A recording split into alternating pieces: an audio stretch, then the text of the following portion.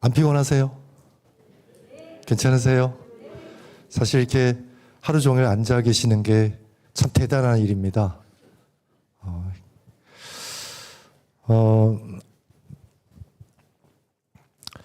여러분, 달은 기운 적이 있나요? 달은 기우나요? 어떻게 기웁니까? 이렇게 또 기울었다가 이렇게도 기울었다가 둥글었다가, 그렇죠? 오늘 오후에 함께 생각할 화두는 용서와 화해입니다. 용서와 화해인데, 달은요 한 번도 기운 적이 없어요. 그렇죠? 달의 본체는 한 번도 기운 적이 없습니다. 그런데 우리는 달이 이렇게 보이죠. 우리 집사님처럼 이렇게도 보였다가 이렇게도 보였다가 왜 이렇게 보일까요?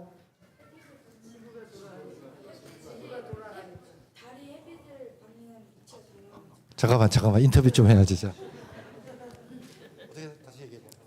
달이 햇빛을 받는 방향이 달라가지고 햇빛을 받지 못하는 쪽은 저희가 못 보는데 그 햇빛을 받아서 반사되는 쪽은 보이게 됐어요.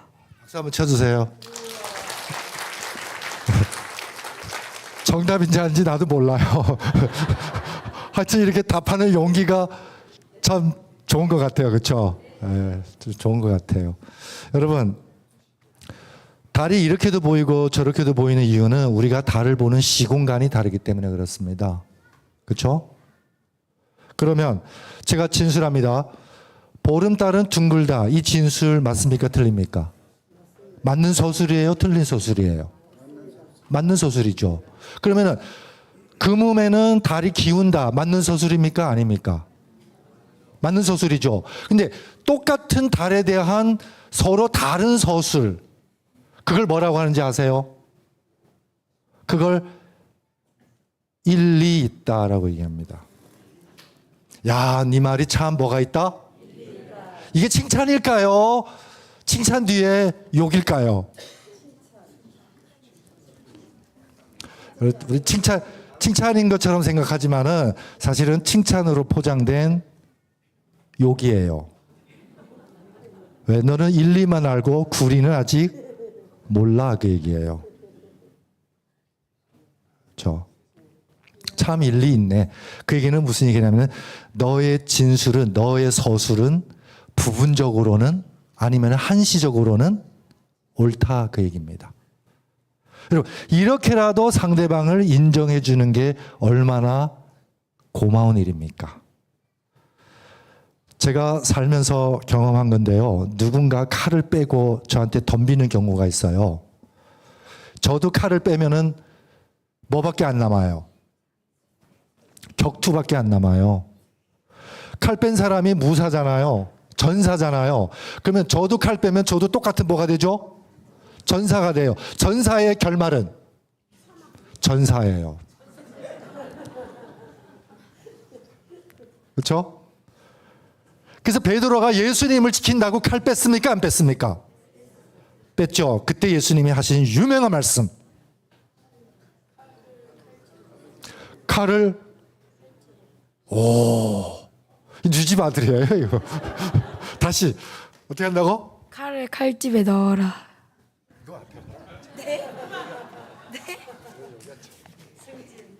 승진. 이름이 승진이에요? 이름이 승진이야? 아, 희성이야. 나 승진인 줄 알았는데. 자, 칼을 어디다 꽂으라고요? 그러면 여러분, 칼을 들고 덤비려고 하는 사람에게 그래, 네 말이 일리가 있다. 그러면 요거 칼집이에요, 칼이에요? 인정해줬어요, 안 인정해줬어요? 인정해줬잖아요.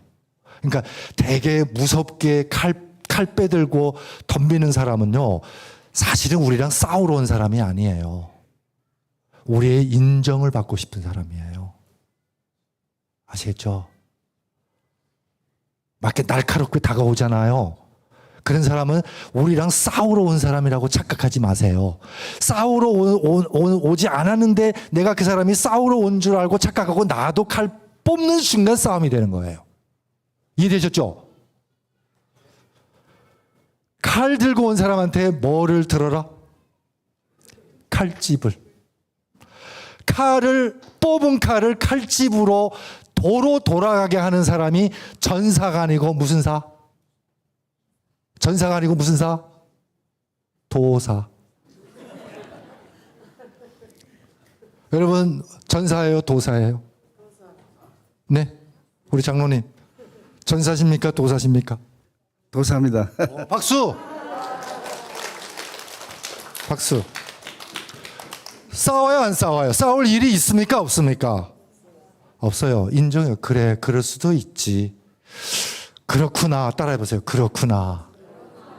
그럴 수도 있지. 이거 다 뭐예요? 칼집이에요, 칼집. 네 말이 시작. 일리가 있다. 뭐예요? 칼집이에요. 칼을 든 사람에게 그 칼을 다시 칼집으로 돌아가게 하는 사람이 도사예요. 그런 사람에게는 화평만 남아요. 그렇죠? 자, 부부싸움 하신 경험 혹시 있으신가요? 우리 결혼하신 분들? 예? 왜 또 많아요? 되게 부부싸움 하실 때 여보 내가 잘못했어 미안해. 내가 잘못했어. 이럴 때 싸움이 일어나요, 안 일어나요? 언제 싸움이 일어나죠? 다 지가 옳대. 근데요, 되게 내가 옳다고 주장하는 것만으로는 싸움이 안 일어나요. 여러분, 내가 옳다는 걸 입증하기 위해서 네가 틀려야 돼. 이해되셨어요?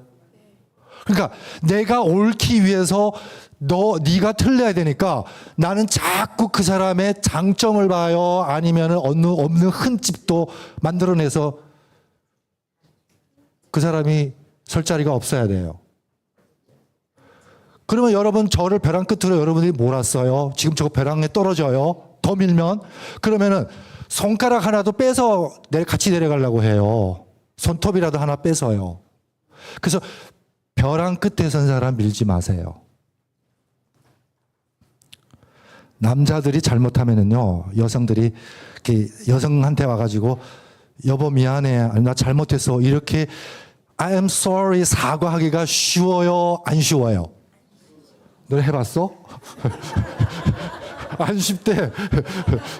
우리 장로님한테 현장 인터뷰 해볼게요. 오후에 졸릴까봐 우리 좀 재밌게 하는 거예요. 장로님, 사모님한테 미안하다고 말씀하는 게 쉬워요, 안 쉬워요? 어려워요. 왜요? 자존감이 있는 것 같아요. 남자니까. 남자는 뭐로 살아요?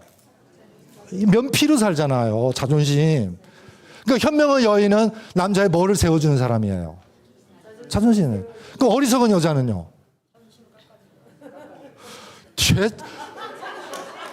인생 두 번 사는 애 같아요.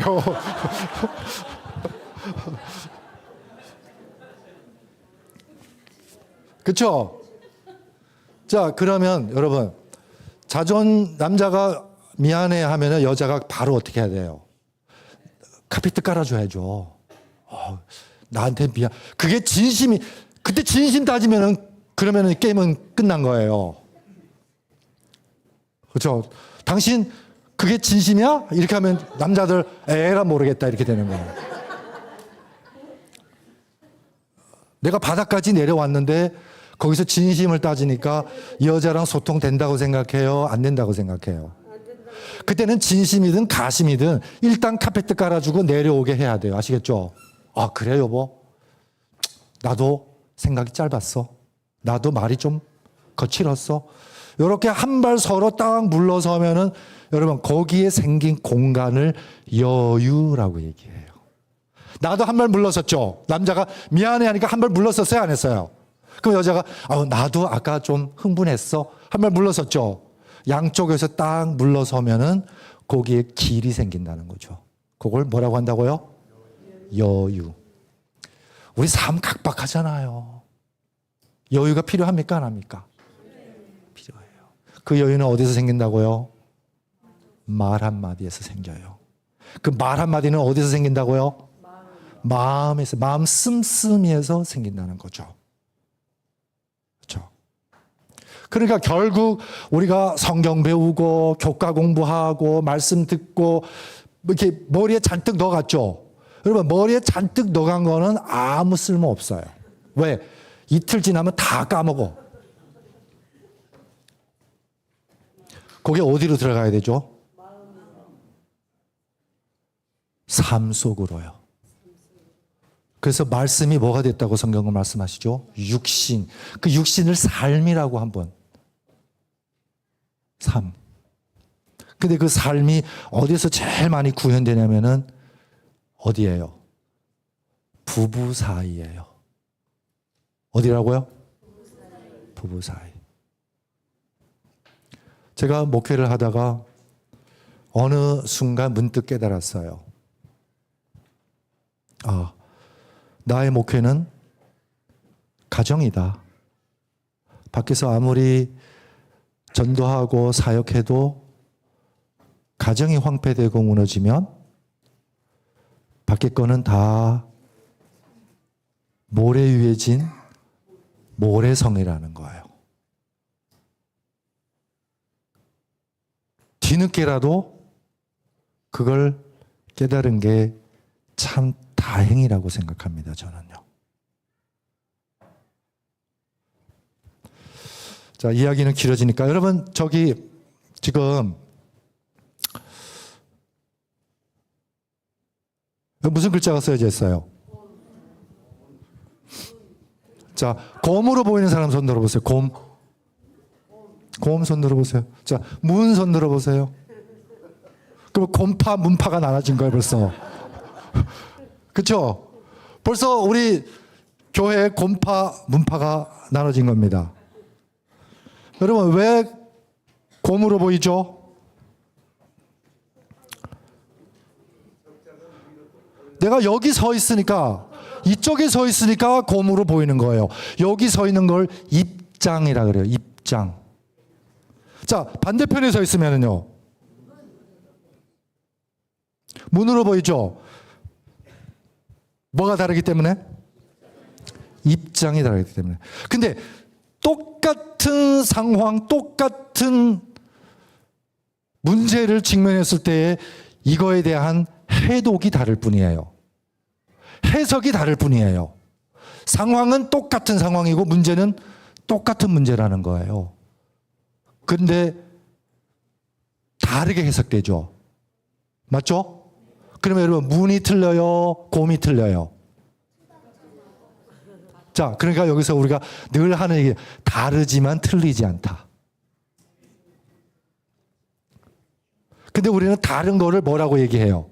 너 틀렸다. 그러니까 여러분 틀렸다 그러면 내가 바보 된 것 같잖아요. 그러니까 뭐 하게 돼요? 내가 왜 틀렸어? 안 틀렸어. 그러면은 내가 안 틀렸다는 것을 입증해야 돼요, 안 해야 돼요? 그래서 내가 안 틀렸다고 입증하는 그 모든 논거가 뭐가 되죠? 그걸 이론이라 그래요. 주장이라고 하죠. 주장. 나의 주장. 그러면 주장하다 보면 이쪽은 문이라고 주장하고 이쪽은 곰이라고 주장하고 막 주장하다 보니까 뭐가 생겼어요? 분별이 생기죠. 분별. 똑같은 사물을 가지고 분별한다는 거죠. 그 분별하게 되면 뭐가 생기죠? 분쟁이 생기고 대립이 생기는 겁니다. 문파? 무슨 파? 곰파. 여러분 왜 싸움이 일어나는지 이제 이해되셨죠? 뭐가 다르기 때문에? 입장이 다르기 때문에.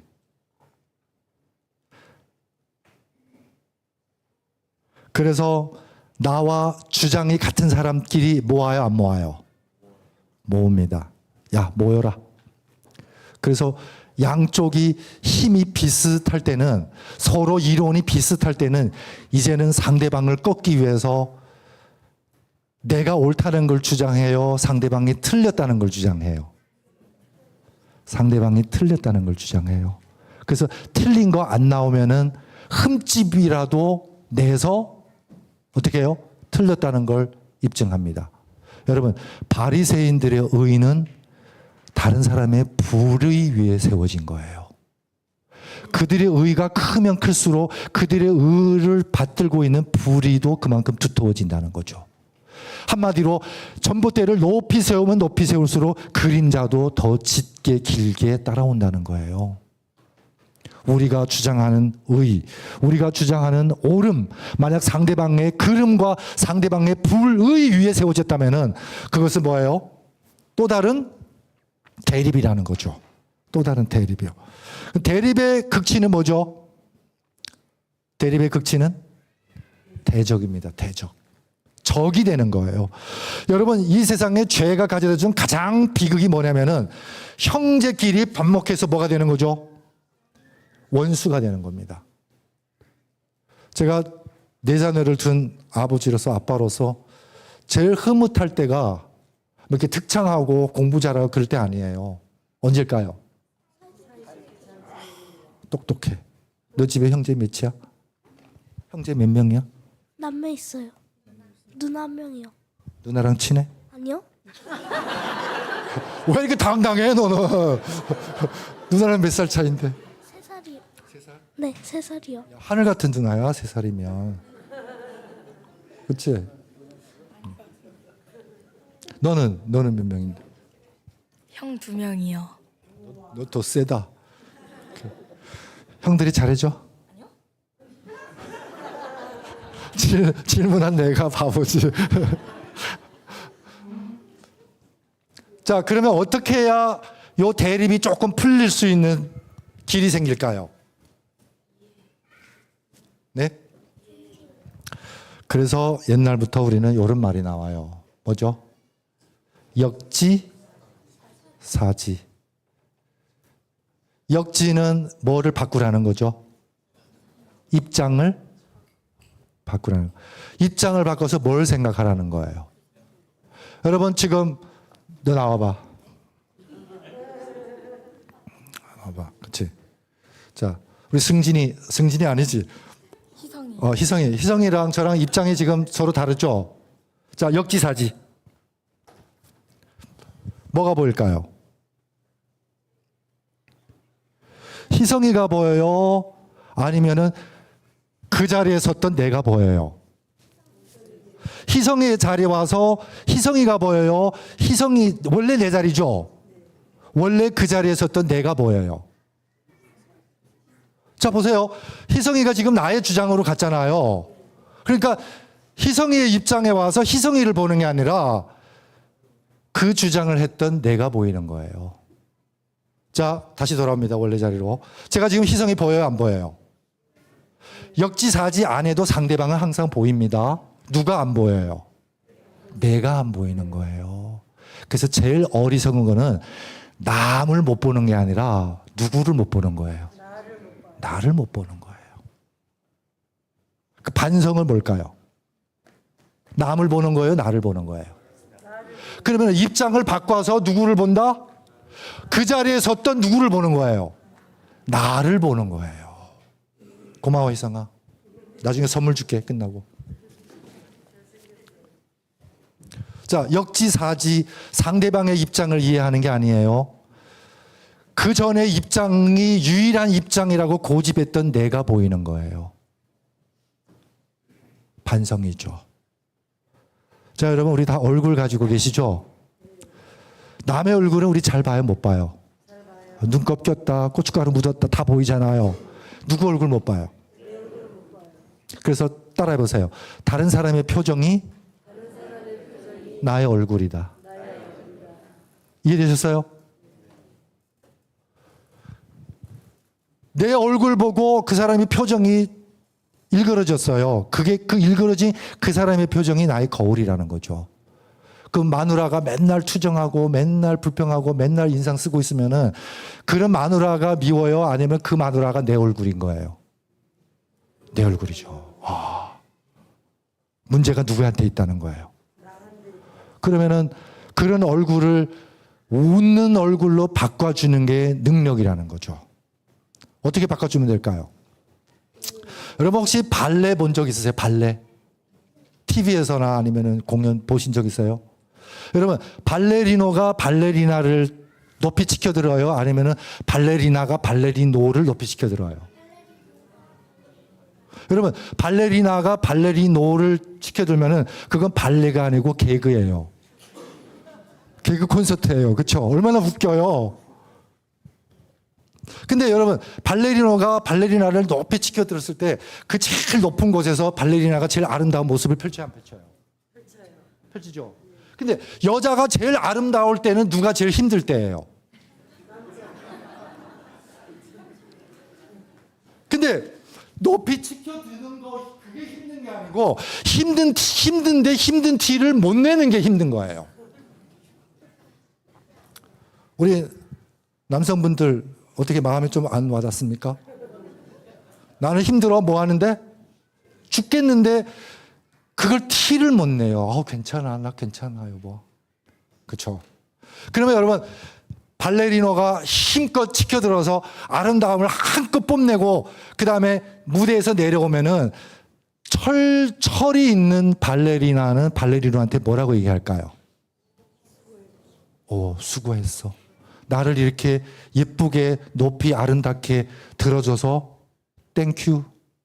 그러면 이 발레리노들이 무슨 마음이 딱 들까요?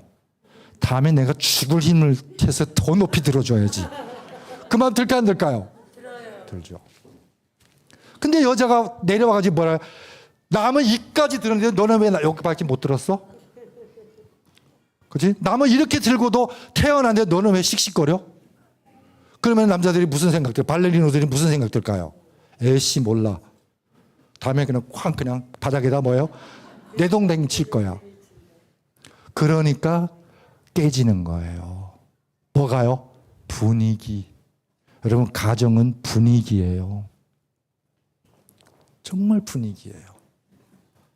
그렇죠?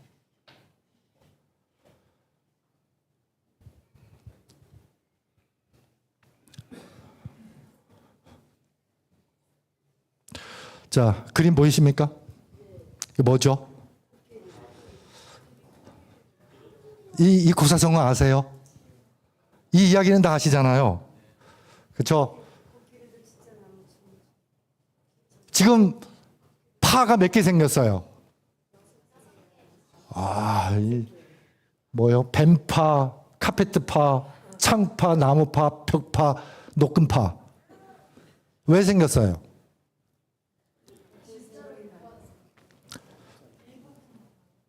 자, 요거를 고사성어로 우리가 맹인모상이라 그래요. 맹인모상. 자, 그러면 이 첫 번째 맹인이 코끼리는 뱀처럼 생겼네 하는 이 서술이, 이 진술이 일리가 있어요, 없어요? 일리가 있잖아요. 일리가 있어요. 그러면 코끼리는 카페트 같네 이 진술도 일리가 있어요, 없어요? 있어요. 코끼리는 창처럼 생겼네 이 진술도 이 서술도 일리가 있어요, 없어요? 일리가 있어요. 그럼 그 다음에 다 일리가 있죠. 무슨 리? 일리죠, 일리. 다 일리가 있는 거예요. 여러분 일리가 있다는 얘기는 좀 전에도 말씀드렸지만은 너의 서술은 부분적으로는 옳다예요. 다가 전부가 아니라는 거죠. 그렇죠? 그러면 여러분 전부를 알려면 어떻게 해야 돼요? 다른 사람의 진술이 틀렸다고 귀 막고 그냥 배척하는 게 현명할까요? 아니면은 상대방의 이야기가 어쩌면은 나랑 다른 진술이지만은 내가 못 본 부분이다라고 생각하고 그걸 받아들여서 다시 전부로 집대성하는 게 지혜로울까요? 자, 그래서 교황이 성경이라는 코끼리를 만지게 했어요, 못 만지게 했어요? 못 만지겠죠. 근데 마틴 루터, 스윙글리 이런 사람들이 성경 번역하면서 종교개혁의 불씨가 타오르기 시작하면서 사람들이 코끼리라는 성경이라는 코끼리를 만지기 시작했어요, 안 했어요? 그래서 뭐 칼빈, 루터종, 뭐 웨슬리, 뭐 감리교 나왔어요, 안 나왔어요? 근데 다 지가 옳다고 얘기하잖아요. 일리가 있습니까, 없습니까? 근데 그걸 다 집대성해서 성경이라는 코끼리의 전부에 가장 근접한 사람이 누구예요? 그게 바로 제7일 안식일 예수 재림교회, 저와 여러분이 몸담고 있는 교회라는 거죠. 그렇다고 우리가 성경이라는 코끼리 다 만졌어요? 그러니까 우리가 진리의 종국이라고 자만하면 안 돼요. 단지 종교개혁의 그 일리들을 우리는 집대성해서 성경이라는 이 대상에 가장 근접한, 하지만 그 진리의 궁극을 추구하는 발걸음을 한 번도 멈춘 적이 없는 순례자라는 거죠. 그게 우리예요. 그게 우리의 정체성입니다. 그러니까 우리 안에 루터가 있어요, 없어요? 칼빈이 있어요, 없어요? 웨슬리가 있어요, 없어요? 있다는 거죠. 그러니까 그 사람들 만나면은 우리가 고마워해야 돼요. 장로교회 사람들 우리의 적이 아니고 고마워해야 돼요. 니네 밟고 니네가 있기 때문에 우리가 있다예요. 그렇죠? 네.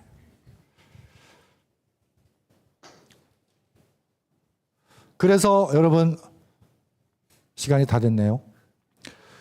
자, 이는 많아요, 안 많아요? 이치는 많아요, 안 많아요? 근데 둥근 달, 보름달, 달에 대한 서술은 많은데 정작 달 본체는 뭐예요? 하나입니다. 그러니까 도는 하나님은 하나죠. 하나님에 대한 여러 서술은 많아요, 안 많아요? 많다는 거죠. 그러니까 우리가 진정으로 진리로 가려면은 인간의 이치에서 어디로 가야 돼요? 하나님의 말씀으로, 진리의 궁구로 가야 된다는 거예요. 그럴 때에 도를 가졌을 때에 우리가 뭐예요? 큰 그릇이 되는 겁니다. 왕서방이 카페트 같다 그러고 이서방이 창 같다 그러고 서로 다른 주장들을 다 뭐예요? 집대성할 수 있는 큰 그릇이 된다는 겁니다. 여러분, 바다가 왜 바다가 됐습니까? 목사님, 바다가 왜 바다죠?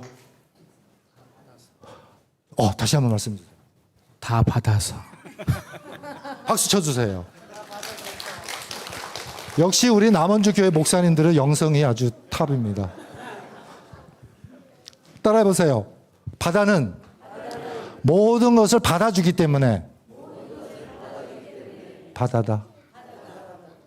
그러면 여러분, 이 땅에 처음부터 바다라는 곳이 있었을까요? 없었을까요? 어떻게 아세요? 어떻게 하셨어요? 여러분, 처음부터 바다라는 곳이 없어요. 천하 물이 모인 곳이 바다예요. 그럼 어디 모일까요? 높은 곳에 모일까요? 낮은 곳에 모일까요? 그게 겸손이라는 거죠. 아시겠죠? 여러분, 겸손은 낮은 게 아니에요. 큰 거예요. 겸손은 뭐라고요? 큰 거예요. 얼마나 크냐?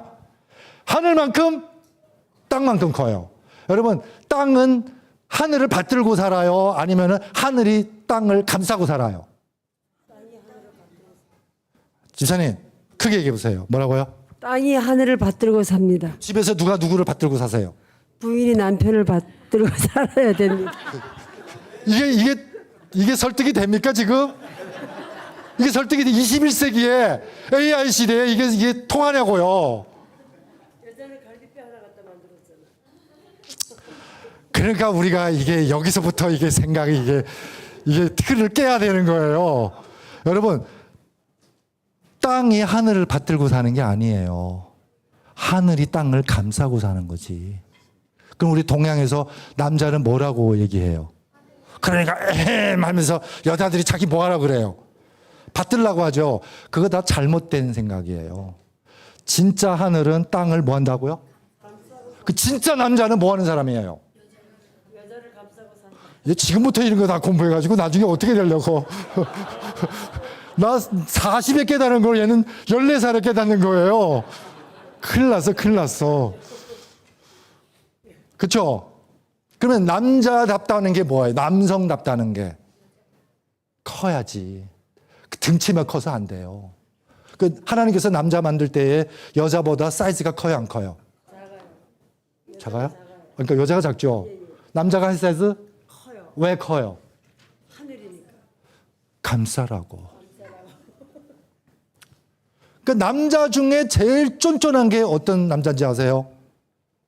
근육은 울긋불긋하고 등치는 큰데 속은 뭐예요? 요래.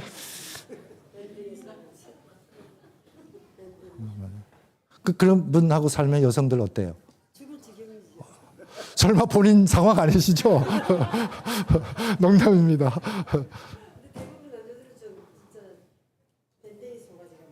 아, 그래요?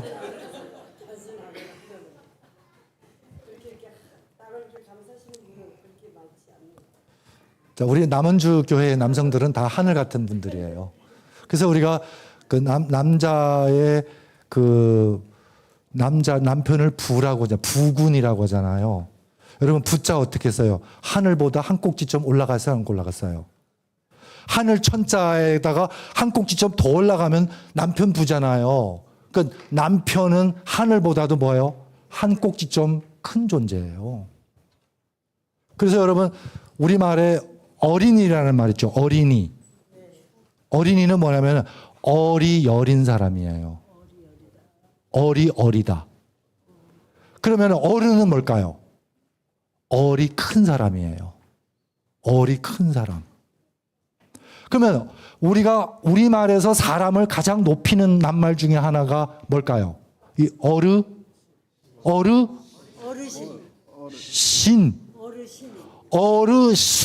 해석해 보세요.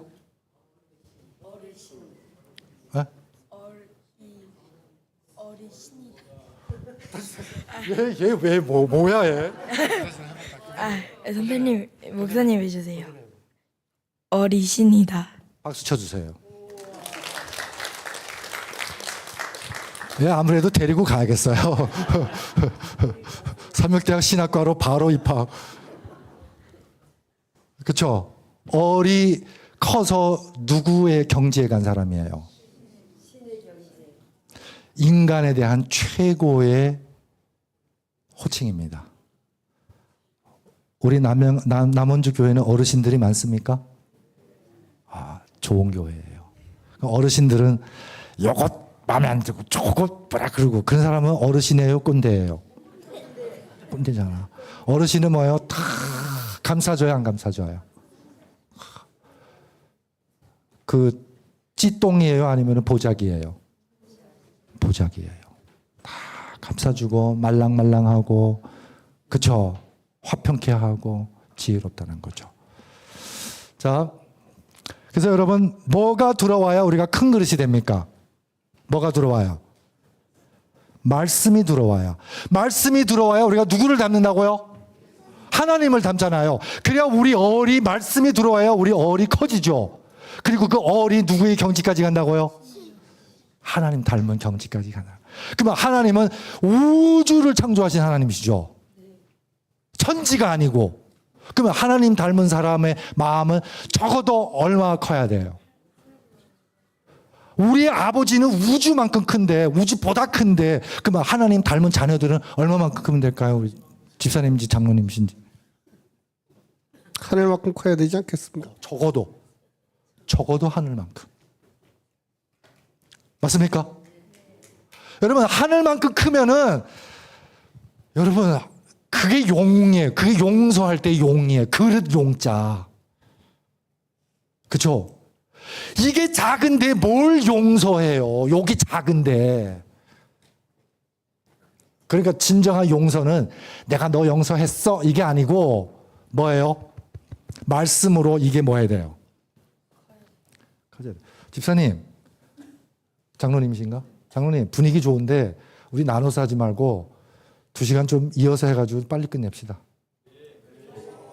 쉬었다 하면은 이 맥이 끊어져가지고 제가 맥 빠질 것 같아요. 어떠세요? 좋아요. 동의하세요? 네. 제가 좀 이렇게 주제 넘었습니다. 용서하고 합니다. 자, 그렇죠. 그러면 우리의 얼이 진짜 하늘만큼 땅만큼 넓어져서 모든 걸 포용할 수 있는 바다 같은 존재, 하늘 같은 존재가 되려면은 커져야 돼요, 안 커져야 돼요? 어떻게 커져요? 이거 어떻게 커지냐고요? 말씀이 깨달아야 돼요. 깨야죠. 계속 깨고 나가야 되죠. 요 정도 크면은 만족하는 게 아니라 요거 깨고 더 나가고. 그래서 우리말에 되게 좋은 표현이 있어요. 알다가 아니고 나 알아가 아니고 알아간다. 산다가 아니고 살아간다. 죽는다가 아니고 뭐예요? 죽어간다. 우리는 항상 길 위의 사고예요.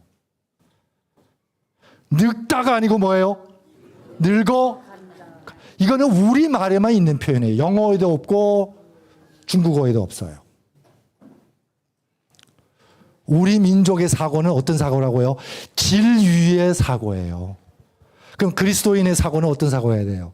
예수님이 I am the way, 나는 길이요라고 말씀하시죠. 그리고 나를 따르라고 하시잖아요. 그러면 길이신 예수님을 따라가는 사람은 길 위에 텐트 치고 집 짓고 정주하는 사람이에요? 아니면 예수님과 더불어 계속 가는 삶이에요? 성경에 그런 삶이 극명적으로 대조되는 게 누구죠? 아브라함과 롯이죠. 길 위에 같이 올라섰다가 나중에 좀 형편이 좋아지니까 아파트 짓고 별장 짓고 도시에 정착해야 하네요. 누가? 롯이. 근데 그 정착한 인간 문명이 곧 소돔과 고모라라는 거죠. 근데 아브라함은 별장 짓고 정착할 실력이 돼요, 안 돼요? 되죠. 부자예요. 근데 늘 장막 속에서 뭘 바라보고 길 위의 삶을 선택해요? 그렇죠. 그러니까 여러분 이 땅에서요. 여러분 침몰해 가는 크루즈선에서 분장하고 만찬 버리고 누가 더 높은 클래스에 사느냐 비교하는 게 의미가 있어요. 당장 뭐 하는데? 침몰하는데요. 그렇죠? 죄의 문명사는 침몰하는, 땅으로 계속 꺼져 내려가는 문명사예요. 그렇죠? 근데 그런 문명 속에서, 그 무너져가는 바빌론 속에서, 이 속에서 명예와 이익 때문에 환득환실하는 우리의 모습이 어찌 하늘 백성의 모습이라고 우리가 말할 수 있습니까? 이 세상에 정 두고 살지 마세요. 그래서 엿새마다 이 세상과 이별하는 훈련을 하는 게 안식일입니다. 이별할 결심이에요.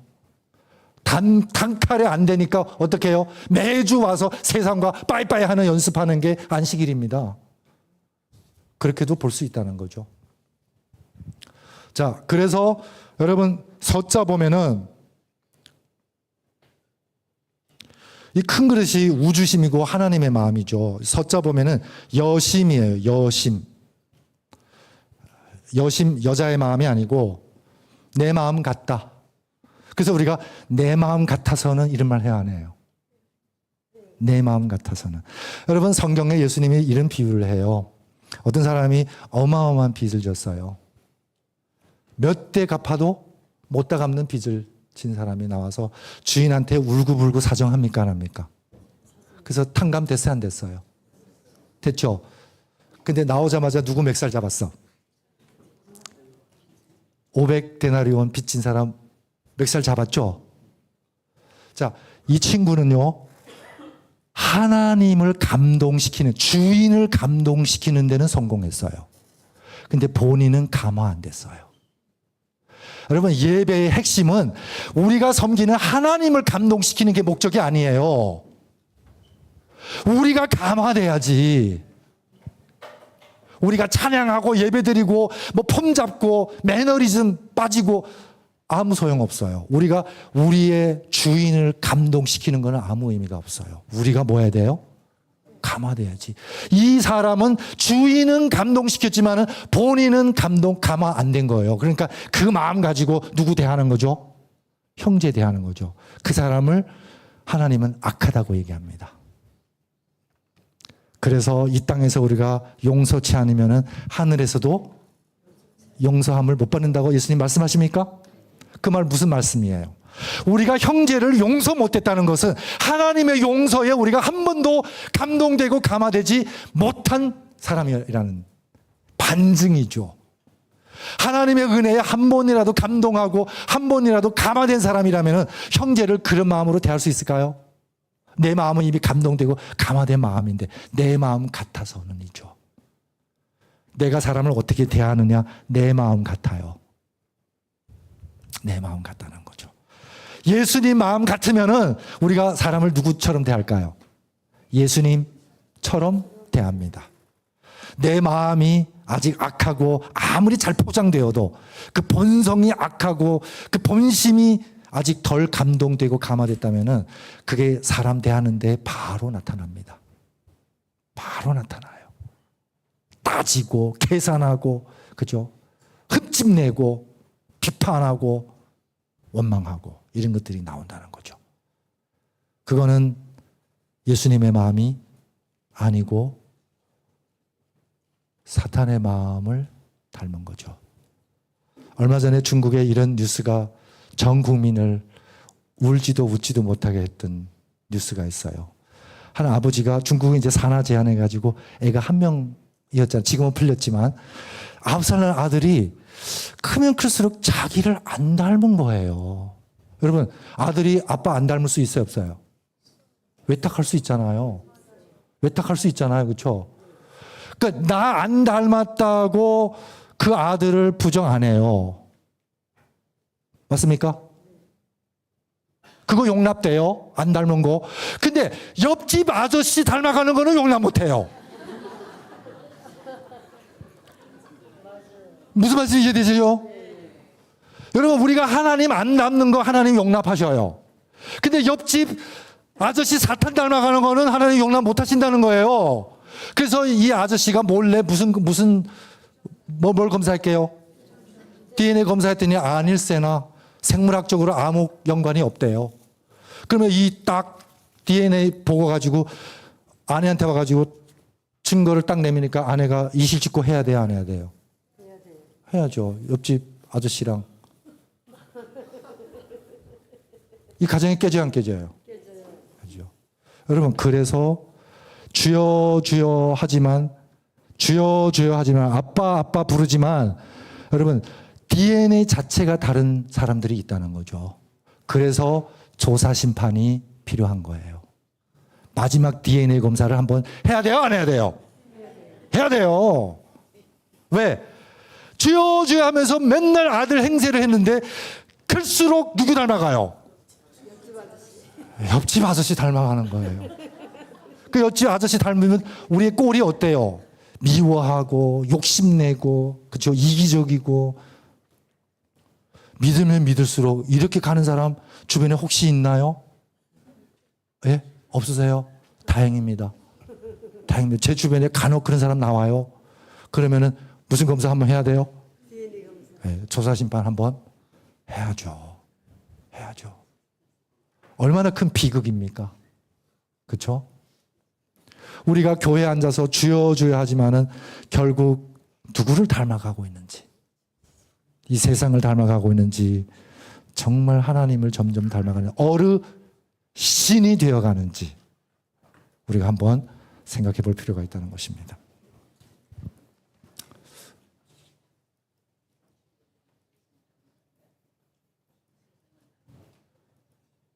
이게 오후가 되니까 얘도 조금 느려지네요. 자, 여기 무슨 글자죠? 참을 인. 참는 게 좋은 거예요, 안 좋은 거예요? 어떨 때 안 좋아, 그러면? 어떨 때 안 좋아? 아픈 것을 참을 때는 안 좋아요. 얘 진짜 천재야. 그럼 언제 좋아? 언제 안 좋아요? 언제 좋아요? 참는 게 좋은 때는 다른 사람들이 저를 이해 못 해줄 때 참는 게 형아들이 너 때릴 때 막 이렇게 참는 거? 참아가지고 나중에 엄마 아빠한테 말해야죠. 만약에 제가 그때 때리면 저도 똑같으니까. 야, 엄마 아빠한테 고발하면 너 요셉 돼 나중에.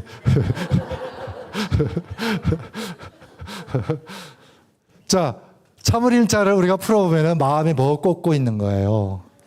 여러분 마음에 칼 꽂아봤어요? 안 꽂아봤으면 말을 하지 마세요. 꼽아봤어요, 집사님? 집사님이 다 해보셨어요. 왜? 마음에 칼 꽂아보니까 어떻든가요? 편하든가요? 마음이 아프시든가요? 내 마음이 너무 힘들죠. 아파요. 여러분 마음에 칼을 꽂고 살면은 마음에서 피가 나요. 아시겠죠? 그래서 칼을 꽂고 있다가 참다가 칼을 빼요, 안 빼요? 여러분 참다 뺀 칼이 무시무시할까요? 안 참고 뺀 칼이 무서울까요? 처음에 딱 빼면은 과도야, 과도. 아시겠죠? 근데 한 번 딱 참으니까 뭐가 돼? 도끼가 돼. 또 참으니까 뭐 착주가 돼요. 또 참으니까 관공의 연월도가 돼요. 아시겠죠? 여러분 참는 게 어디 갔지? 아, 여기 있어요. 네. 참는 게 미덕이라고 얘기하지만은 여러분 어떻게 참는에 따라서 그게 미덕이 될 수도 있고 그게 아픔이 상처가 될 수 있다는 거예요. 보겠습니다.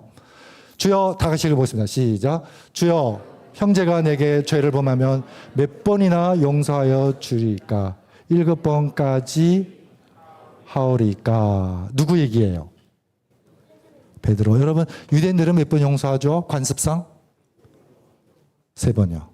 근데 베드로는 몇 번? 자, 남은 3번 용서하는 나는 7번이요. 따따블로 용서해요.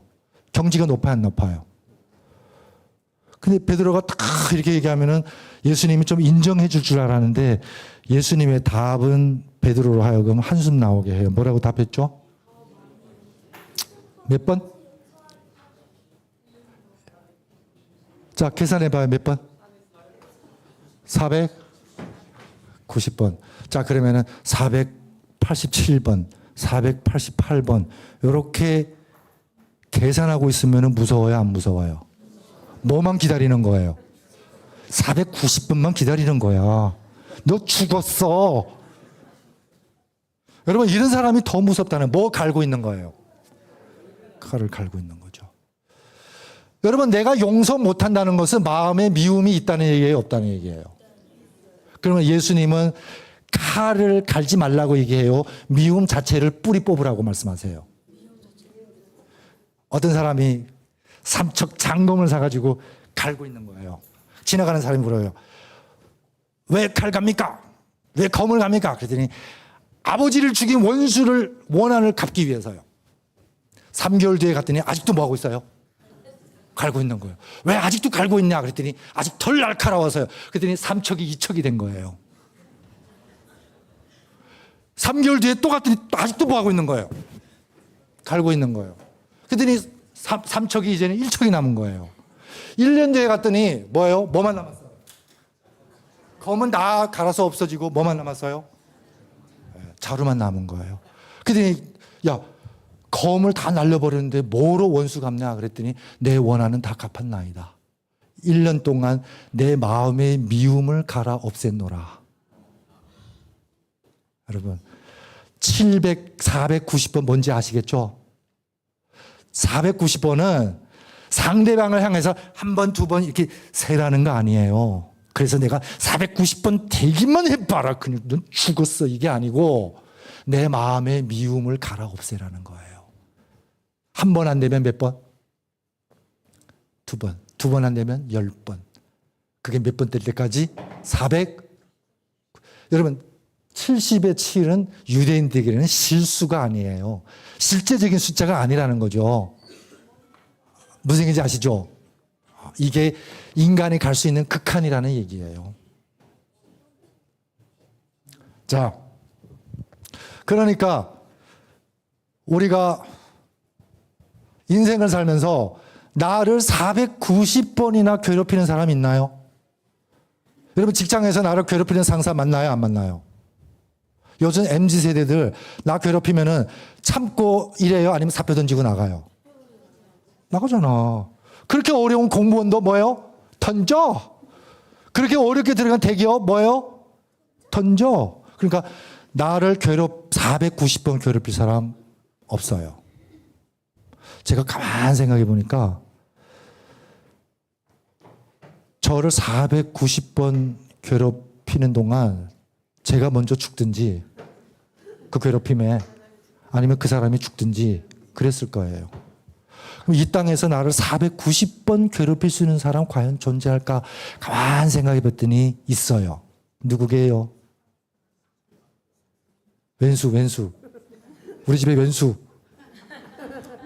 누구예요? 그분? 아니에요. 자녀예요. 여러분 남편도 괴롭히면은 애따 버려. 배짱 우리 집사람 배짱 너무 좋으셔. 버려. 갖다 버려.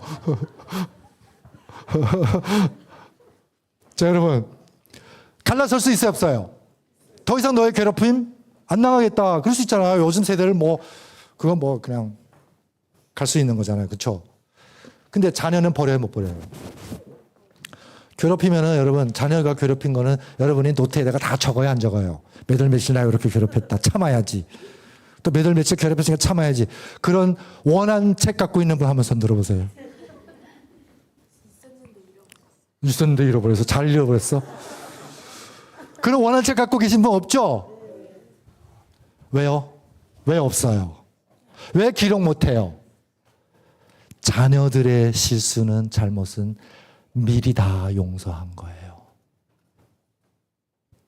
예수님께서 닭이 울기 전에 나를 3번 부인할 베드로, 자기를 이용하기 위해서 결국은 자기 팔아먹을 유다, 십자가 달리기 전 그 전야의 그 마지막 만찬에서 그들을 먼저 다 용서했습니까? 안 했습니까? 이게 누구의 마음이죠?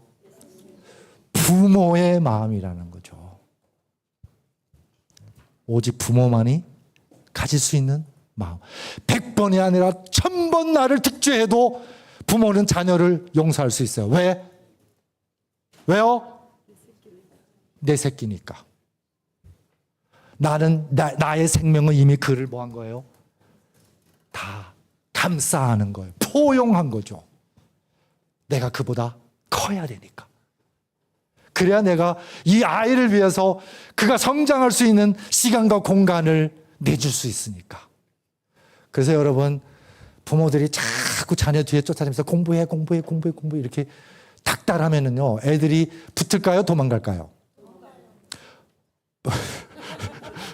붙어 있는 거는 왜 붙어 있을까요? 힘이 없으니까. 어쩔 수? 그러면은 사춘기 되고 힘이 조금 생기고 거기다가 용돈까지 조금 있으면은 바로 도망가요? 도망가죠. 제가 상담을 하는데 학부모들이 찾아와서 아유 우리 애가 말을 안 들어요. 그래요. 그래서 그 말 안 듣는 거는 이유가 있어요. 무슨 이유예요? 물어봐요. 무슨 이유일까요? 부모의 유전자. 여러분 서커스단에 사자나 호랑이나 곰 같은 맹수 재롱 부려요 안 부려요? 말 잘 들어요 안 들어요? 그러니까 언제부터 조련시켰을까? 말 잘 듣게 조련시켰을까요? 눈도 못 떴을 때 그때부터 조련해요. 여러분 장패산 호랑이 한 마리 데리고 와서 조련시켜 보세요. 야생 호랑이 조련시킬 수 있는 조련사 이 땅에 없어요. 조련하기 전에 잡혀 먹어요. 애들 어렸을 때 말 듣는 훈련을 안 시키고 호랑이가 된 다음에 조련시키기가 되고 덤비니까 물리는 거예요. 이해되셨습니까? 네. 그러면은 어안이 벙벙해가지고 그럼 난 희망이 없습니까? 그러는 거예요.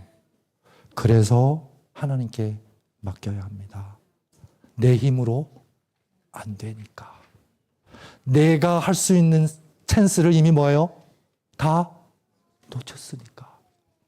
맡겨야 돼요. 그래서 제가 늘 위로해줘요. 어머니의 기도가 있는 자녀는 틀리지 않는다. 따라해보세요. 시작. 어머니의 기도가 있는 자녀는 틀리지 않는다. 이렇게 갔다가도 돌아와요. 그러니까 성경을 읽는 분은 자녀들이 이렇게 가는 거를 용인해야 돼요? 허락해야 돼요? 안 해야 돼요? 그럼 대답 못 하잖아요. 남의 자식이 이렇게 가는 건데도 우리 자식은 안 돼. 근데 성경의 탕자 이야기, 여러분 너무 유명한 예화잖아요. 그 아버지가 허락해요? 안 해요? 허락해요. 왜요? 이미 마음 떠난 이 몸을 억지로 붙들어 봤자 더 큰 괴로움과 괴리 아닙니까? 우리의 하나님은 우리의 몸과 마음이 하나 되기를 원해요. 왜? 그때 진정한 평안이 깃들기 때문에 그렇습니다. 여러분 이 자리에 몸은 앉아있지만 집에 만약 빨래가 있어요. 빨래 널어놨어요. 이불 빨래. 비가 와요. 그러면 여러분 마음이 그 순간 어디로 다 도망가 버려요. 다 빨래 있는 대로 가잖아요. 그렇죠? 그때부터 뭐 하기 시작해요? 불안하기 시작하잖아요. 왜? 몸과 마음이 따로니까, 따로니까.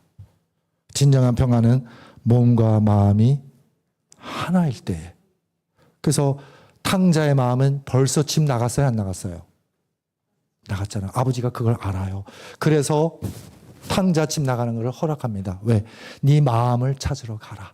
대신에 탕자가 나가는 순간 아버지의 마음도 같이 나갑니다.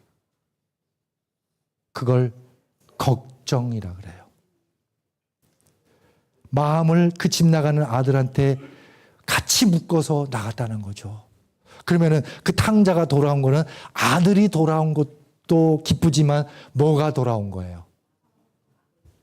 자신의 마음이 돌아온 거예요. 그러니까 우리는 다 누구의 마음인 거예요? 하나님의 마음인 거예요, 우리가. 그렇죠? 그러니까 그 아들이 돌아오니까 자기의 마음이 왔잖아요. 돌아왔잖아요. 그러니까 마음을 놓은 거예요, 이제는. 어디에 걸려있던 마음이 이제는 내 안에 마음이 돌아왔고 마음이 놓인 겁니다.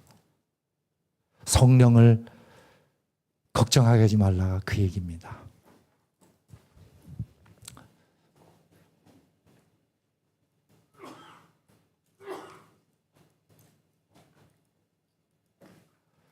자, 여러분, 미움은 물일까요? 불일까요? 여러분 미워해 보셨어요? 미우면은 누구 미워하잖아요. 짜증나잖아요. 그리고 막 이렇게 열받잖아요. 그러면 내 안에서 뭐가 부글부글해요? 그러니까 불이 부글부글해요? 물이 부글부글해요? 불이 불타오르죠. 그걸 뭐라고 하죠? 분노라고 해요. 분노. 분노는 한자어고요. 우리말로는 뭐예요? 화죠. 화. 여러분 화는 불이에요. 불. 지금 여러분 여기 앉았는데 갑자기 전화가 왔어요. 니네 집에 불 났어. 그러면 여기 앉아 있을래요? 바로 쫓아갈래요? 네? 아 괜찮아. 우리 집 불타도 괜찮아. 그런 분 계세요 여기? 없으시죠? 손해보험? 모르는 거 없어요. 아무리 손해보험 들어도 불 나면은 일단 뭐예요? 끌어가야죠. 자, 우리 집도 불 났고 이웃 집도 불 났어요. 누구 집 불부터 끌래요? 네? 우리 집부터 꺼야 돼요. 그러면 그게 정상이에요. 우리 집 놔두고 옆집 끄면은 무슨 소리 들어요? 또라이 소리 들어요. 또라이 소리. 무슨 얘기인지 이해되시죠? 그게 고상한 게 아니에요. 우리 집 불부터 끄는 게 그게 정상이에요. 그리고 우리 집 불 끈 다음에 옆집 불도 뭐예요? 꺼주는 거예요. 근데 상황이 다를 때도 있어요. 옆집 불이 우리 집 불로 넘어올 때는 옆집 불부터 꺼야 돼요. 그렇죠? 자, 여러분 내 몸 안에 지금 분노가 치밀고 화딱지가 막 올라와요. 그럼 어디 불 붙은 거예요? 우리 집에 불 붙은 거예요. 그걸 한의학에서는 택내화라 그래요. 택배할 때 택자. 택, 집이잖아요, 몸이. 택, 주택할 때 택. 내, 속내, 화, 불화, 택내화예요. 여러분, 불났다 그러면은 뭐부터 불러요? 그러니까 119는 물이에요, 불이에요? 불이 나게 달려오지만은 물이에요. 맞아요? 불이 나게 달려오지만은 물이에요. 그러면 우리 안에 불 났으면은 뭐 마셔야 돼? 물 마셔야죠. 뭐부터 마셔라? 물부터 마셔야 돼요. 정신 차리는 거예요. 무슨 심정으로 물 마시면은 이 불 빨리 뭐예요? 꺼야지. 여러분 다 번진 다음에 끄기가 쉬워요? 불씨 때 끄기가 쉬워요? 그러니까 내 안에서 불이 탁 올라오는 그 순간을 내가 지켜봐야 돼. 내 안에서 지금 뭐가 올라온다? 불이 올라온다. 그리고 그걸 덮어둬요? 아니면은 온데방네 불났다 하고 광고해야 돼요? 덮어둬야 돼요? 덮어두면 불나요. 불났다 하고 얘기해야 되죠. 그래서 제가 안에서 화가 탁 올라올 때 먼저 그걸 딱 눈치채는 게 다른 사람이고 누구예요? 나 자신이에요. 그리고 그걸 주변 사람한테 여보 나 지금 안에 지금 화가 올라 그래. 그러니까 나 건들지 마. 얘기해야 돼요. 남자들이 그 얘기를 안 해요. 왜? 얘기하면 쫀쫀하다고 생각해. 치산을 가지고 화내고 이 얘기 들을까 봐 안 해요. 그리고 그걸 뭐예요? 덮어두고 참아요. 참다가 빵 터지면 화산이야. 피해가 커요 안 커요? 크다는 거죠. 그래서 그걸 배우고 나서 제가 뭐예요? 화가 딱 불씨 단계에서 일단 물을 준비하고 그 다음에 주변 사람한테 얘기해요. 내 감정을. 여보 나 지금 화딱지가 올라오고 있어. 그러니까 나 건들지 마.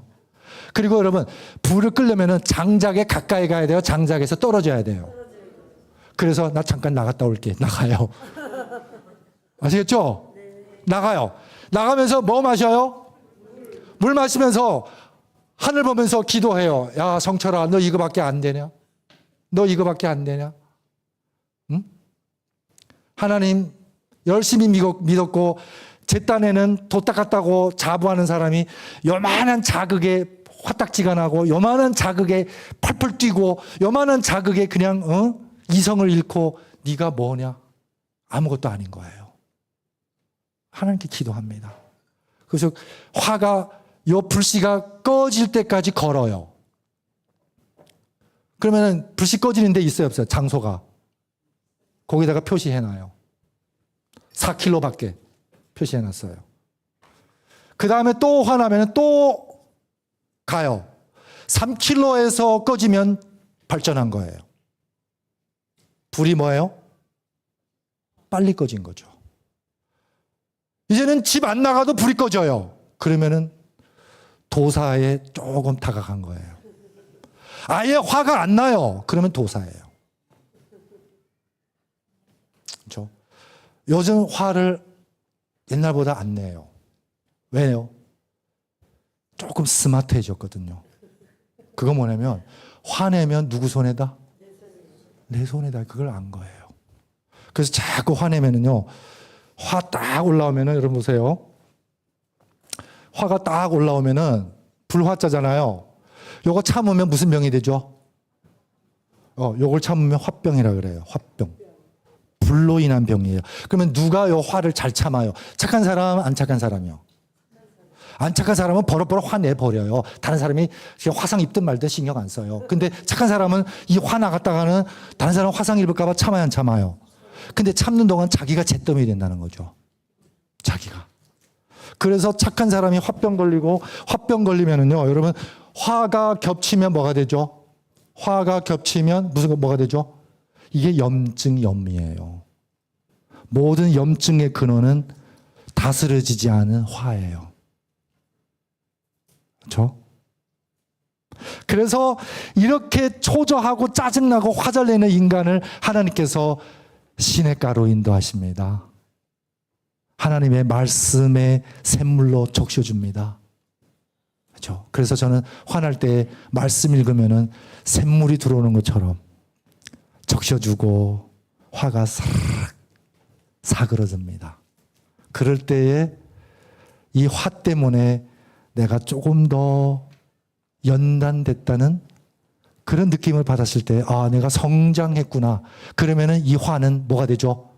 복이 된다는 것입니다. 복이 된다는 것입니다. 자, 따라해보세요. 용서는 내 안에 읽으세요. 자, 용서는 남을 위한 거예요? 나를 위한 거예요? 남이 해줄 수 있는 거예요? 내가 해야 돼요? 내가 해야 되죠? 그러니까 용서는 나와 하나님의 관계라는 거 꼭 명심하시기 바랍니다. 근데 화해는요, 내가 용서한 다음에 마음이 커진 다음에 찾아가가지고 성희야, 우리 화해하자. 화해 됐어요, 안 됐어요? 됐잖아요. 근데 할 수 있어요, 없어요? 나는 화해 가는데 상대방이 할 때 있어요, 없어요? 그럼 어떻게 돼요? 어떻게 생각해요? 괘씸해 이렇게 생각하죠. 괘씸할 필요 없어요. 여러분, 화해는 두 사람의 일이에요. 용서는 누구의 일이고? 나의 일이에요. 우리가 가끔 용서와 화해를 혼동할 때가 있어요. 먼저 뭐 해야 된다? 용서하세요. 화해 되면 좋고 안 되면 냅두세요. 굳이 가가지고 남의 손 뺏어가지고 우리 화해해야 돼. 여러분, 그렇게 화해하면은 앙금이 남아요. 아시겠죠?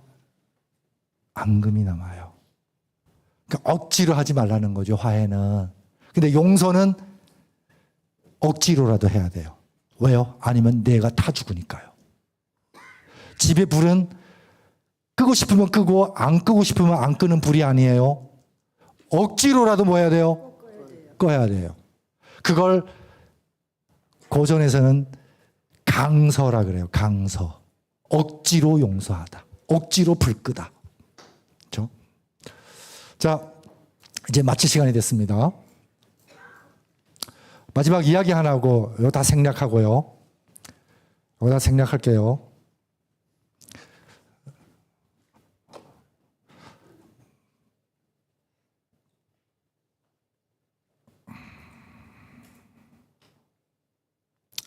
우리 아이들이 많아서 이 이야기를 꼭 하고 지나가야 될 것 같아요.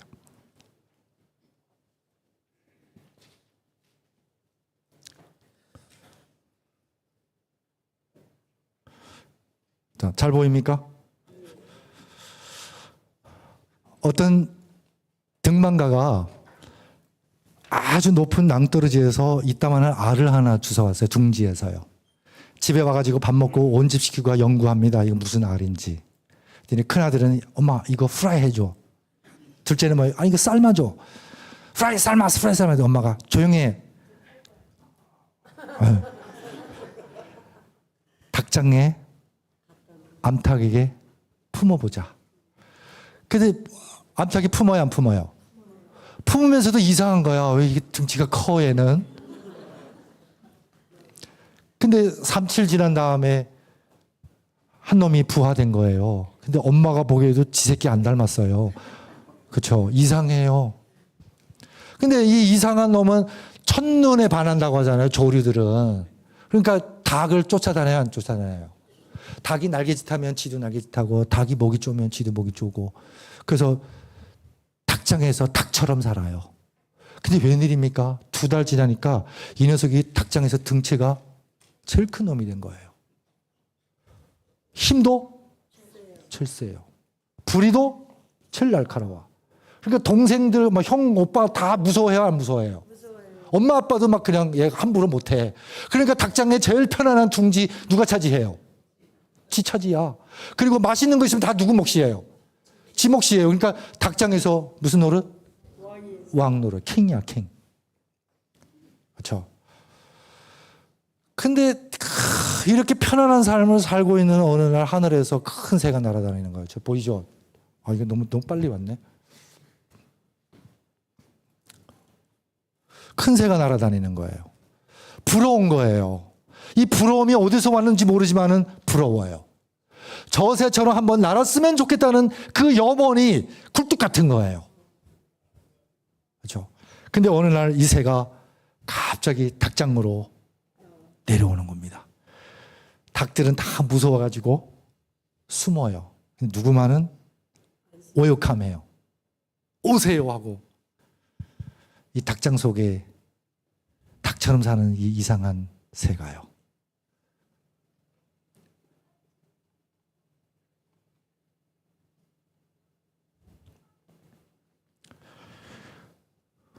그러면서 이 큰 새가 둥지에 딱 내려앉더니 이 닭장 속에 있는 이 친구한테 뭐라고 했게요?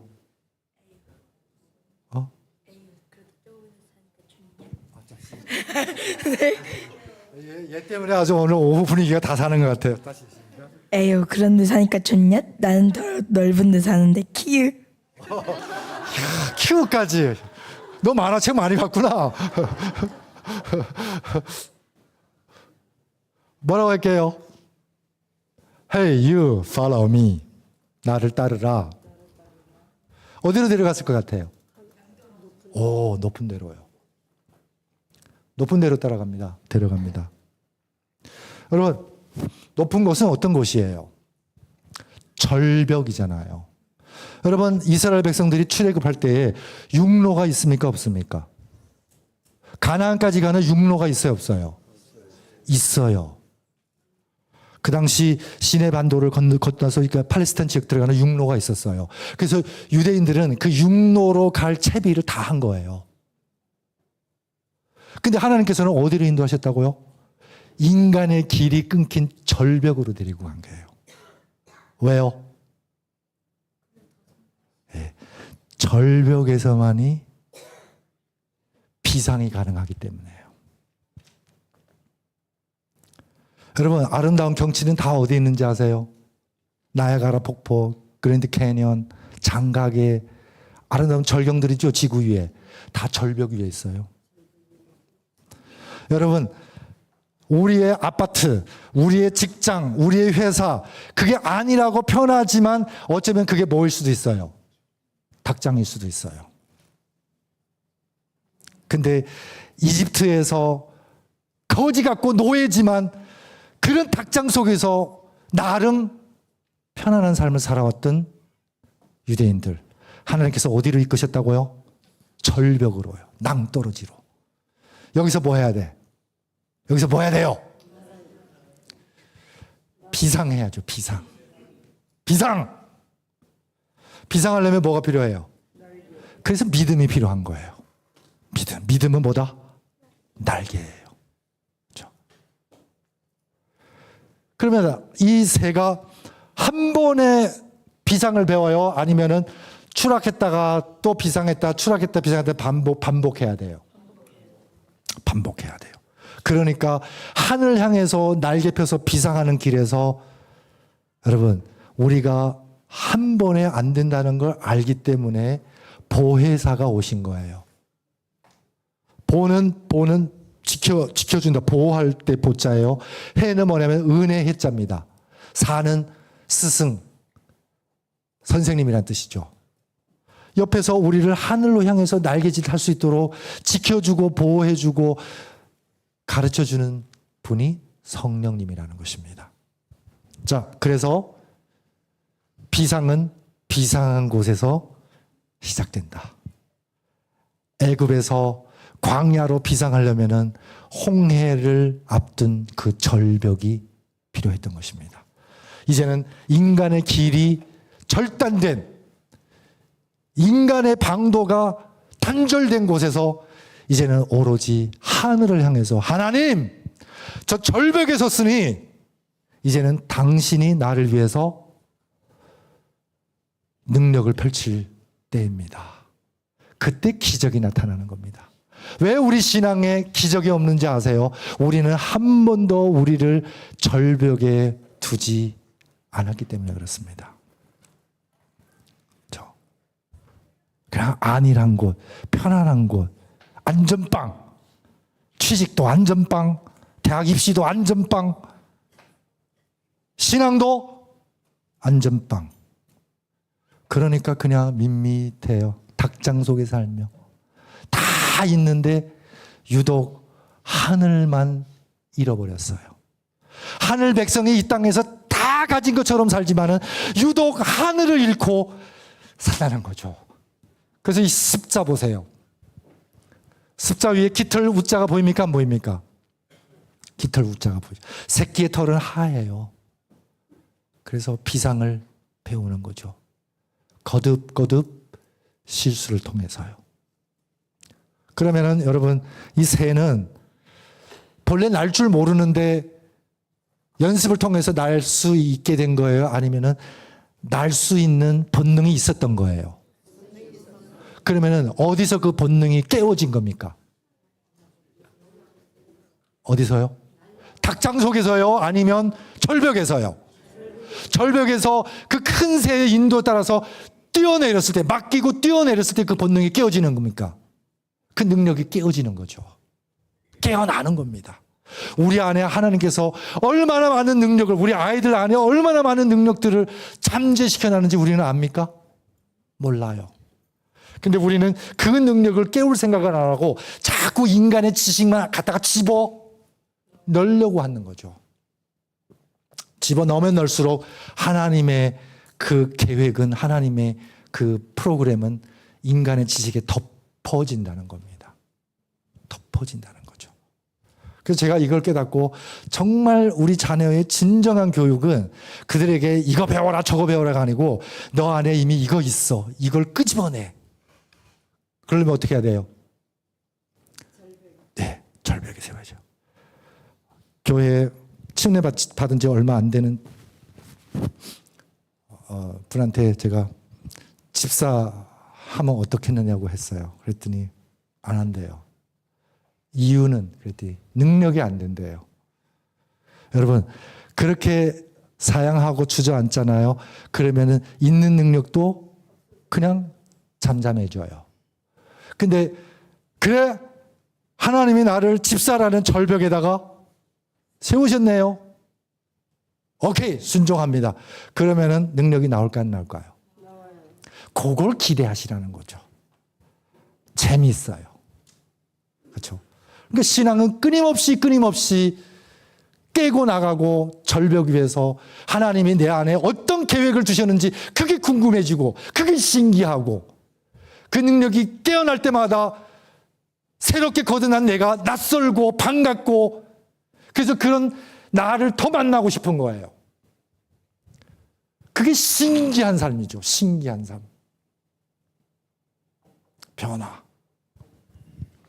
여러분, 이 닭장 속에 이 닭처럼 사는 이 독수리. 새가 날아와가지고 얘기해 줍니다. 야, 너 닭 아니야. 너 독수리야. 그랬더니, 아, 알겠습니다. 저는 닭이 아니고 독수리입니다. 이론적으로 깨달을 수 있어 없어요? 이론적으로 알 수 있죠. 근데 여러분, 이론적으로 자기가 독수리라는 것을 알고 계속 닭처럼 사는 게 가장 큰 슬픔이에요. 차라리 뭐예요? 자기가 독수리라는 거 모르고 그냥 닭처럼 사는 게 오히려 더 편할지도 몰라요. 그렇죠? 하늘 백성이 이론적으로는 내가 하늘 백성이지 하고 알면서 닭장 속에서 그냥 계속 이렇게 닭처럼 살아가는 게 가장 큰 슬픈 피해라는 거죠. 언제 독수리가 진짜 독수리가 되는 거예요. 날 때. 그래서 이 비상을 배운 독수리가 드디어 닭장을 떠나서 구만 창공을 홀홀 날죠. 그러면 한 3,000m에서 닭장이 보여 안 보여요? 보이긴 뭐가 보여요? 안 보이지. 보여도 뭐처럼 보여요? 깨알만하게 보이죠.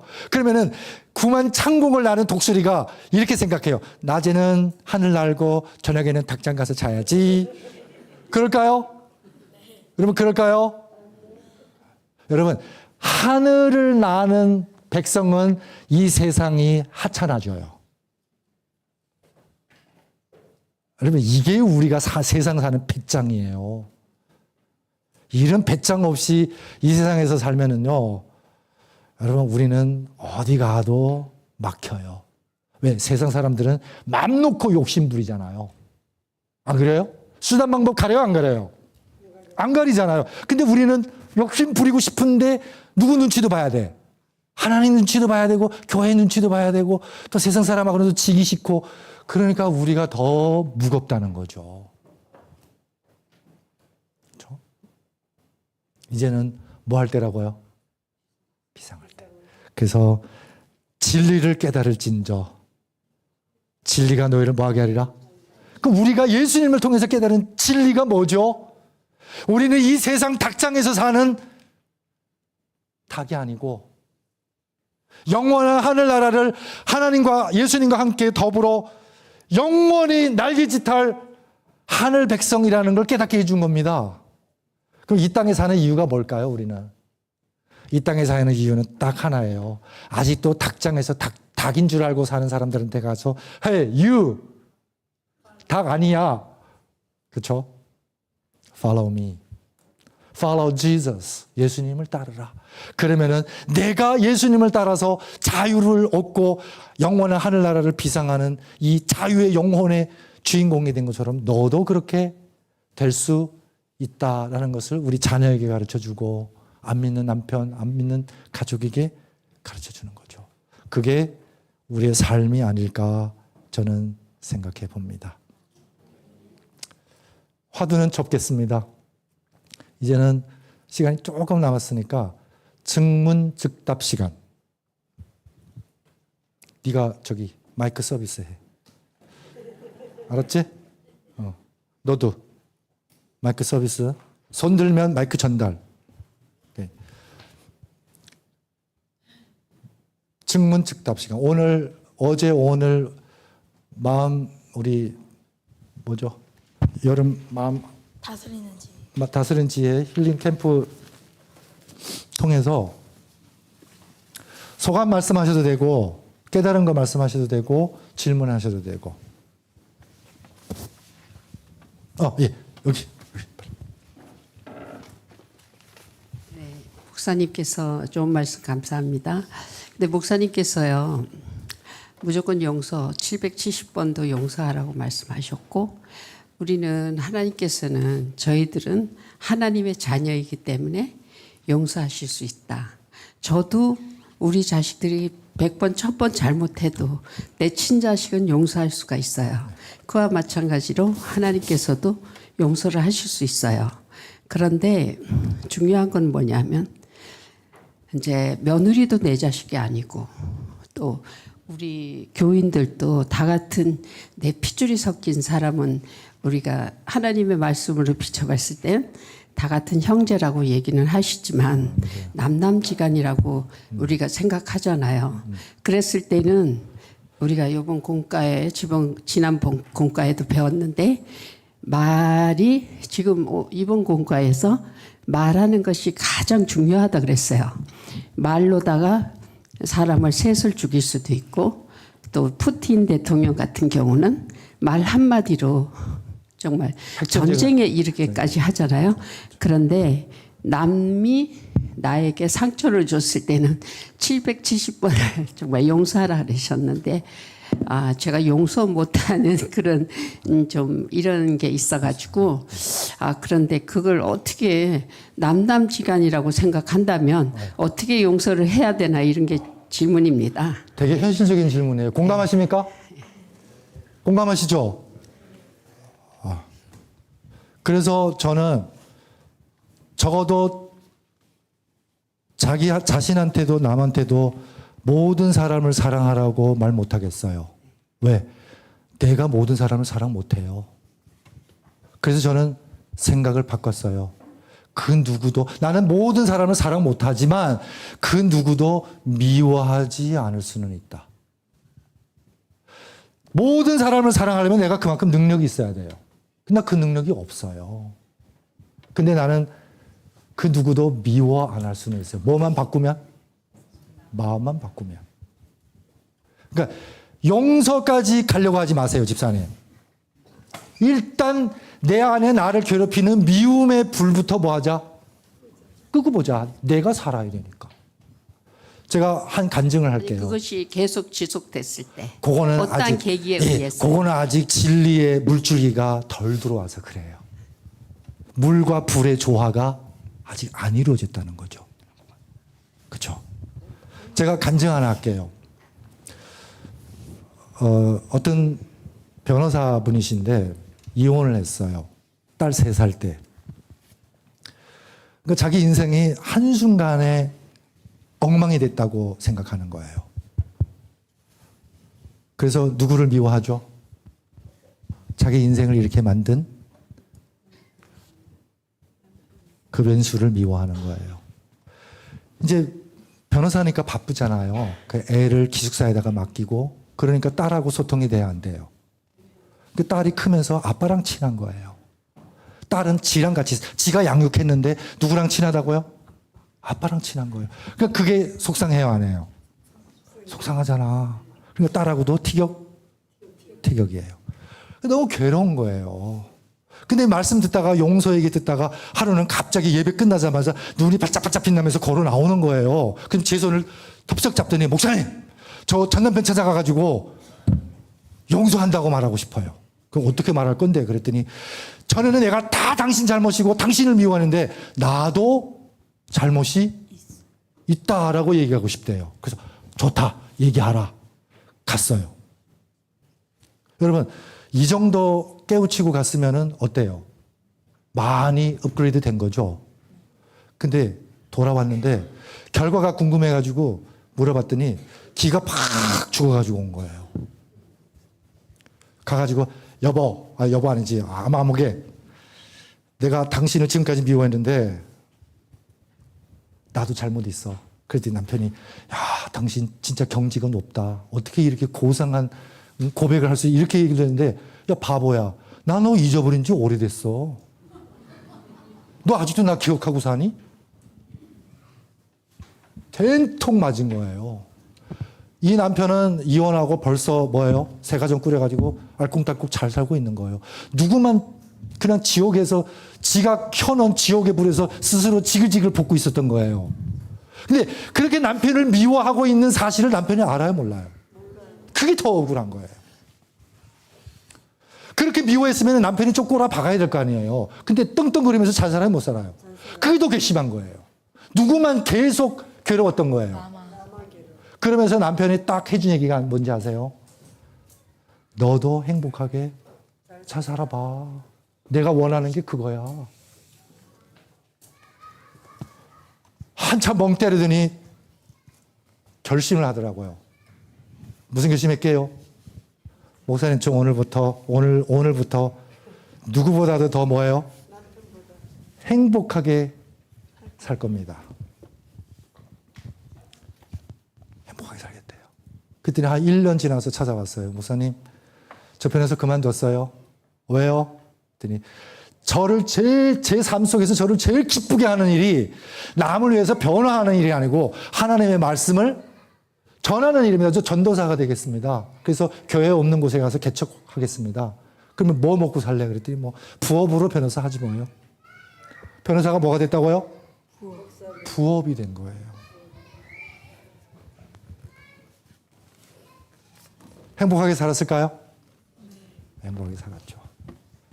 우리 안에 행복이 가득하면은 짧은 인생 행복해도 모자라는데 그 누구 미워하는 데다가 이 소중한 생명을 소진해 버리면은 나는 그것보다 더 억울한 것 없다고 봐요. 속으로 미워하지 말고 차라리 가서 얼굴 확 긁어버리세요. 이해되시죠? 혼자 켜놓은 지옥불에 혼자 지글지글 타면서 누구 탓만 하고 있는 거예요. 남 탓만 하고 있는 거예요. 남은 잘 살고 있는데. 진짜 복수, 그 드라마에 나오는 대사예요. 진짜 복수는 뭐다? 그 사람보다 더 내가 행복한 거예요. 하나님은 우리가 뭐 하기를 원한다고요, 집사님? 글쎄요, 서로 사랑하기를 원하는. 아니에요. 집사님이 행복하기를 원해요. 행복하기 위해서 서로 사랑하는 거지. 하지 않고 이런 거는 아닌데요. 그 좀 뭐라 그럴까? 그러니까 말이 안 되는 말을 했을 때, 그렇지만 그쪽 입장에서는 또 말이 될 것 같아요. 될 것 같아요. 그런데 무조건적인 그런 그 마음의 상처가 좀 빨리 끝나지 않는 것 같아요. 자, 그래서 돌을 물에 던졌을 때 파문이 입니까 아닙니까? 그러면 바로 회복돼야 안 돼요. 회복돼요. 그래서 그리스도인들은 상처 안 받는 게 아니라 회복력이 강한 사람들이에요. 그 회복력은 기도에서 오고 말씀에서 오고 형제 자매의 교제에서 오고 공동체 생활에서 더 막강해지는 겁니다. 그래서 여러분 부엌에서 밥하다가 손 식칼에 좀 이렇게 상처 날 때 있어요, 없어요? 상처가 무서워야 죽어요, 안 죽어요? 안 죽잖아요. 근데 가만 냅둬서 덧나면은 큰일 나요, 안 나요? 그러니까 상처가 무서운 게 아니라 치료 안 된 방치된 상처가 무서운 거예요. 부부끼리 살다가 서로 상처 줘요, 안 줘요? 여러분 상처 주는 사람은 틀림없이 가까운 사람이에요. 저 길 가는 사람은 저 상처 주려고 해도 기회가 없어요. 그렇잖아요. 가까운 사람끼리 상처 주는 거예요. 그러면 상처 줬는데 상처 알게 주든 모르게 주든 거기다가 데일밴드 하나 붙여주고서 호 한번 해주면 나요, 안 나요? 낫지. 그러니까 미안해가 데일밴드예요. 여보 내가 잘못했어. 그게 호해 주는 거예요. 그러면서 살아가는 거예요, 우리가. 그죠? 미안해. 아팠지. 당신 아프니까 내가 더 아프더라. 그 한마디에 노화나잖아요. 그죠? 그게 데일밴드고 그게 서로의 보듬는 치유가 된다는 거죠. 그게 더불어 사는 인생이 그래야 되지 않겠습니까? 그래야 되죠. 네. 집사님 좋은 질문해 주셔서 감사합니다. 네. 그거 알면은 이미 시작된 거예요. 치유가 시작된 거예요. 네. 치유가 시작된 거예요. 그러니까 그 사람은 더 위에 있어요, 밑에 있어요? 위에 있죠. 아니죠, 밑에 있죠. 그렇죠? 얼토당토 말도 안 되는 말 가지고 따지고 하는 사람은 차원이 높아요, 낮아요? 맞아요. 그러면 차원 높은 사람이 낮은 사람하고 싸우려면은 높은 차원에서 내려가야 돼요, 안 내려가야 돼요? 그러면은 진정한 높은 차원의 사람은 낮은 차원에 있는 사람을 끌어주는 거죠, 위로. 그걸 구원이라고 얘기해요. 그걸 구원이라고 얘기해요. 자, 질문 더 없으시죠? 우리 마이크 장로님한테. 예? 예? 기도하고 마치라. 여기, 예. 저는 처녀 때까지 교회를 다니다가 시댁에 이제 불교라 반대하셔서 못 다니고 있었는데 어느 날 중앙시장 갔다가 보따리가 무거워서 언니네 가게 밑에 옷 이렇게 걸어놓은 밑에 두었다가 한 3일 만에 또 찾으러 왔어요. 그래 인연이 돼서 여기 언니를 통해서 여기 교회에 오게 되었습니다. 근데 여기 목사님 말씀도 너무 좋고 하셨는데 오늘 우리 여기 강사 교수 목사님 말씀 듣고 정말 많은 은혜를 받았습니다. 네.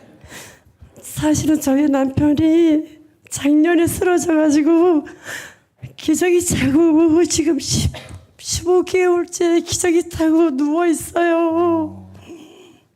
어떻게 하면 이 사람을 걸을 수 있게 해달라고 저는 맨날 기도합니다.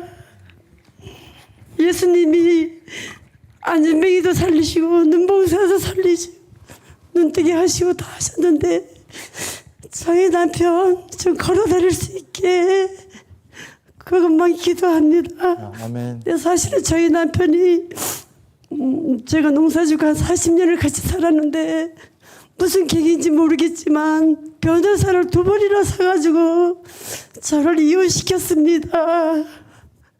그래서 그 남편을 계속 욕하고 화내고 너 나쁜 놈이라고 너는 벌 받을 것이라고 분명히 하늘이 너를 벌을 때릴 것이다.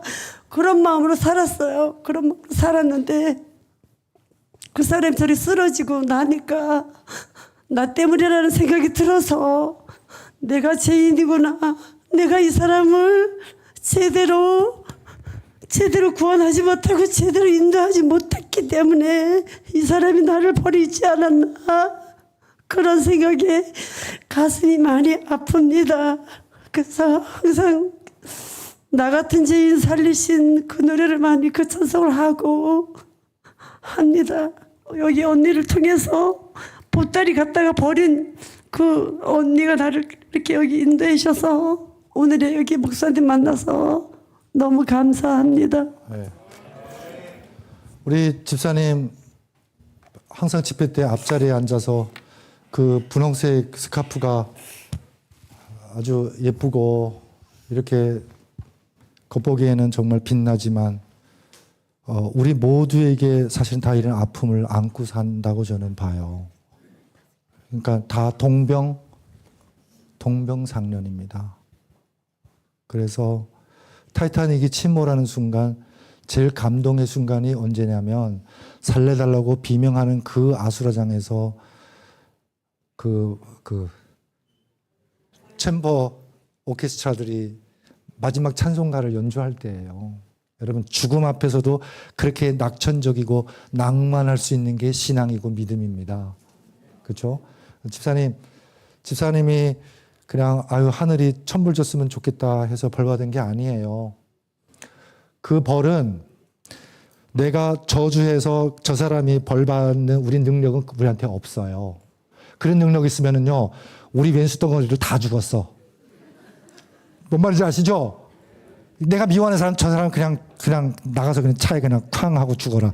그냥 중풍 걸려서 죽어라. 이렇게 했으면 다 죽었을 거예요. 우리 그런 능력 없어요. 여러분 우리가 남을 저주할 때 저주받은 사람은 우리의 나예요. 나예요. 나. 집사님의 부부는 병으로 그렇게 됐어요. 어쩌면 제가 저는 병은 우리의 스승이에요. 어쩌면은 집사님의 부분을 하나님 길로 인도하는 가장 지름길이 그 병일지도 몰라요. 아니면 결코 하나님께로 돌아오는 길을 들어서질 않을 수도 있다는 거죠. 집사님, 하여튼 저는 드릴 말씀은 없지만은 이 시간에 우리 기도 같이 합시다. 선생님 성함이 어떻게 되시죠? 심윤정. 다 같이 기도하겠습니다. 아버지 하나님, 우리의 마음을 주님께 드립니다. 상처 있다면은 보듬어 주시고, 우리가 아직 미움이 있다면 그 미움의 불을 진리의 물길로 꺼 주시옵소서. 우리 심윤정 선생님을 위해서 기도합니다. 지금 쓰러져서 거동을 못하고 있습니다. 우리 집사님이 참회하는 마음으로 기저귀를 갈아주고 그 병상을 수반합니다. 그럴 때마다 기도하게 하시고, 그럴 때마다 천사가 함께하여 주시고, 그럴 때마다 연약한 생명을 돌보는 하나님의 심정을 담게 하여 주시옵소서. 아픈 형제의 몸에서 하나님의 기적을 보기를 원합니다. 그가 치유받음으로 그 영혼이 온전히 주님께 돌아오는 그 놀라운 기적 우리 모두가 함께 경험하게 도와주시옵소서. 그 기적을 위해서 우리가 기도하게 하시고 필요하다면 금식하게 하여 주시고 그런 믿음으로 하나님께 간구하게 도와주시옵소서. 이번 집회를 통해서 우리가 누군지를 깨닫습니다. 이 세상 닭장에서 왕노릇하지 않게 도와주시고 예수님을 따라서 하늘을 향해서 훨훨 나는 하늘 새들이 되게 도와주시옵소서. 이 접어서 이미 비상을 망각한 이 날개를 다시 펴기 위해서 우리를 절벽으로 인도하신다면은 그 절벽 위에 기꺼이 서게 하여 주시옵소서. 주님과 함께라면은 그 절벽이 절경이 되고 그 절벽이 절호의 기회가 될 줄 믿습니다. 날개 펴게 도와주시옵소서. 우리 남원주 교회 하나님 축복하여 주시옵소서. 목회자 따라서 하늘 향해서 향상일로 점점 더 높은 차원을 향해서 비상하는 교회가 되게 도와주시옵소서. 가정가정마다 교회가 되게 도와주시고 가정가정마다 천국이 되게 도와주시옵소서. 저녁에 이어지는 음악회와 내일 온 교인이 나가는 나들이 위에도 함께하여 주셨기를 간절히 빌며 예수님 이름으로 기도드리옵나이다.